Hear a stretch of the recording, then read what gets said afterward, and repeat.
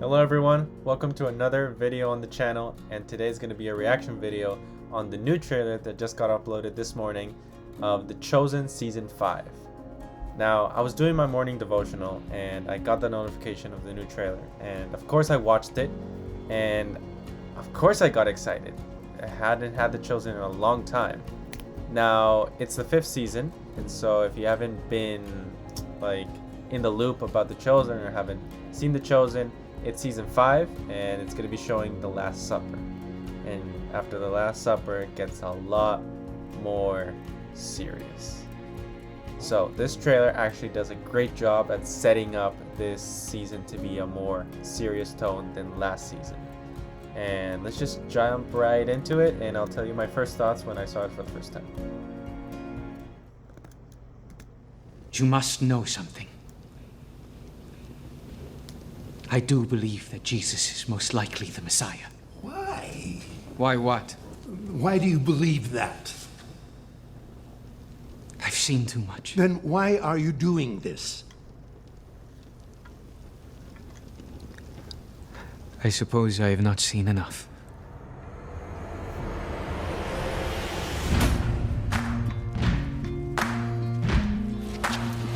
Oh, Jerusalem, Jerusalem. You can run on for a long time. My house shall be called a house of prayer, but you make it a den of thieves! By what authority are you doing these things?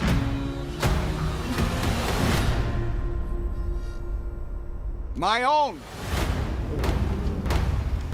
Sooner or later, gotta cut you down. We have a problem. Jesus operates entirely outside our jurisdiction. Woe to you, scribes and Pharisees! Stop this at once! The world is changing, and Jesus offers a vision to redeem it. He's not the Messiah! Tell him that God's gonna cut you down. Declaring yourself a sovereign, Rome will descend on us all! Sooner or later, gotta cut you down. The Pharisees are plotting to arrest Jesus of Nazareth. Sooner or later, gotta cut you down. I want peace, just like you. If you go through with this, our alliance is over. Sooner or later, gotta cut you down. There is talk of a collaborator from within of his own followers. Go and tell that midnight rider. City's on edge. If you succeed, I'll be the one left to pick up the pieces. Go tell that long-tongued liar. I ask that you keep your distance from me in Jerusalem these next few days. Why? Sooner or later, gotta cut you down.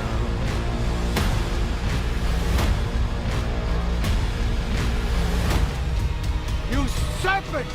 How will you escape being condemned to hell?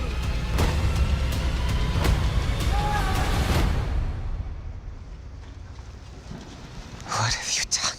Sooner or later, gotta cut you down. Ooh.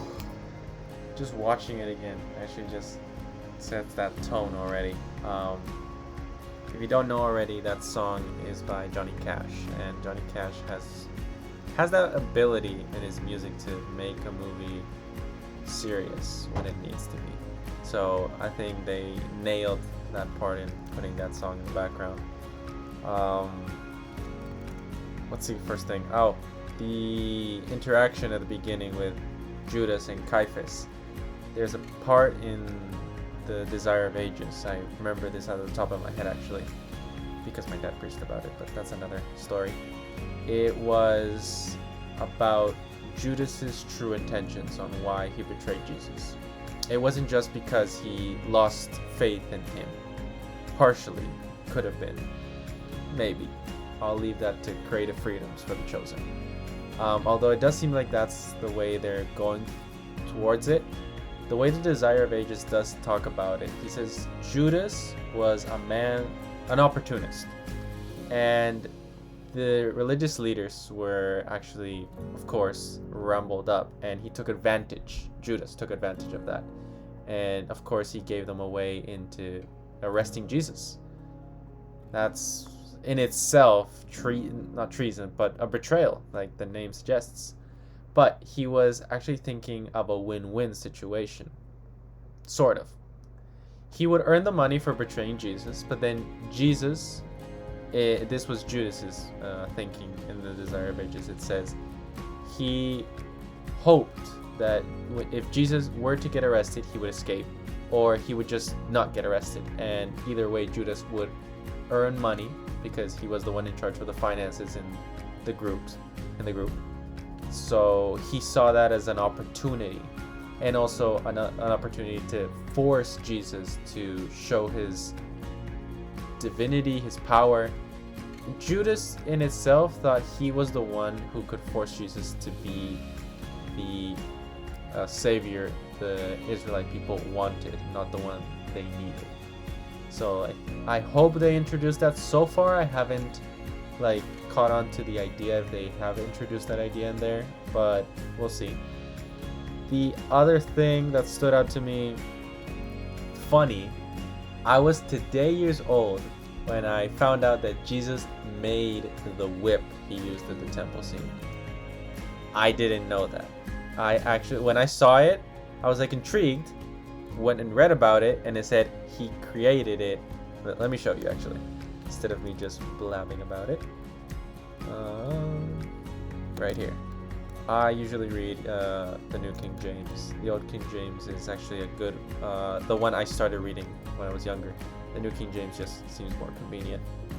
So it's in chapter 2 of John, and right here Jesus cleanses the temple. In verse 15 it says, when he had made a whip of cords, he drove them all out of the temple, the people, with the sheep, the oxen, and poured out the chargers' money and overturned the tables. But at the beginning it says, when he made a whip of cords. So it's in past tense. A little bit of English class. So he had already made the whip beforehand, and then the temple situation happened. The Chosen got that right, because he already came into the temple, he got the whip out of his backpack, and then he was just ready to ramble. Obviously he wasn't going to hit anyone. There was no assault done. It was actually just to scare the animals, because it was just the whip to not even hit the animals, just to cause chaos for the animals to run, and that way he would overturn. Anyway, it was just a way to actually call attention. So I've had people ask me that, oh, Jesus used the whip to hit people. No, he was using it actually for the animals, and he wasn't even hitting the animals. It was just something to actually just scare them.